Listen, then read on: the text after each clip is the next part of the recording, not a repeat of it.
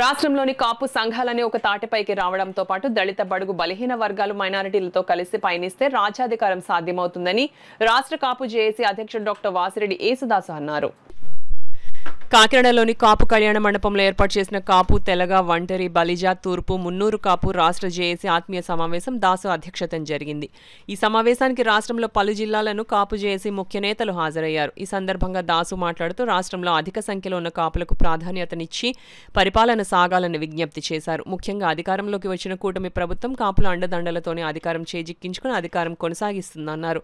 రాష్ట్ర కాపు జేఏసీ నాయకులు ఆకుల రామకృష్ణ మాట్లాడుతూ శాంతియుతంగా కాపులు తమ పోరాటాన్ని కొనసాగిస్తున్నారని దాన్ని తక్కువగా అంచనా వేయొద్దని సూచించారు. ప్రకాశం జిల్లా కాపు నాయకులు కాకుపాటి వెంకటేష్, అనంతపురం జిల్లా కాపు నాయకులు రాయల బాబులు మాట్లాడుతూ ముఖ్యంగా రాయలసీమ ప్రాంతంలో కాపుల మనుగడ కష్టంగా ఉందని వారిని చైతన్యం చేయాల్సిన బాధ్యత రాష్ట్ర కాపు నాయకులపై ఉందని సమావేశం దృష్టికి తీసుకువచ్చారు.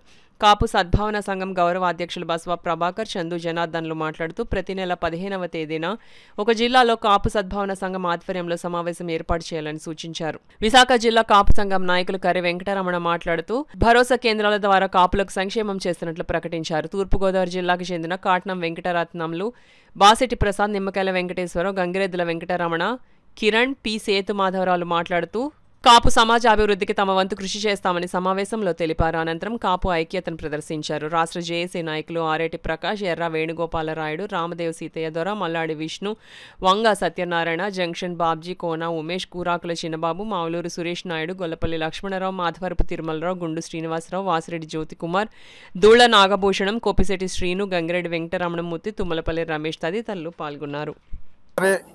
మున్నూరు కాపు, తూర్పు కాపు 13 జిల్లాల ఉద్యమ నాయకులందరినీ కూడా ఆత్మీయ సమావేశానికి పిలవడం జరిగింది.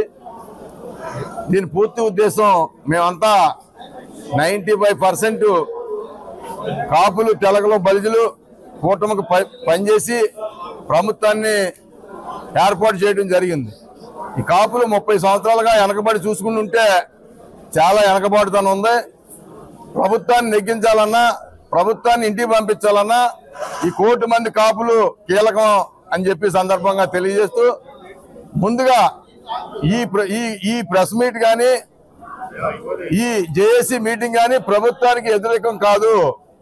ప్రభుత్వాలు ఉన్నాం మేమంతా కూడా. కానీ రాయలసీమ జిల్లాలో రాజకీయ ప్రాధాన్యత లేదు, ఉత్తరాంధ్ర జిల్లాలో రాజకీయ ప్రాధాన్యత తగ్గింది, కోస్తా జిల్లాలో దామాసా ప్రకారంగా కొన్ని సీట్లు ఇవ్వలేదు కనుక ఇప్పుడైనా దామాసా ప్రకారంగా నామినేటివ్ పోస్టులన్నా 1 కోటి మంది కాపులకి ఇవ్వాలన్నదే ప్రధాన పాయింట్.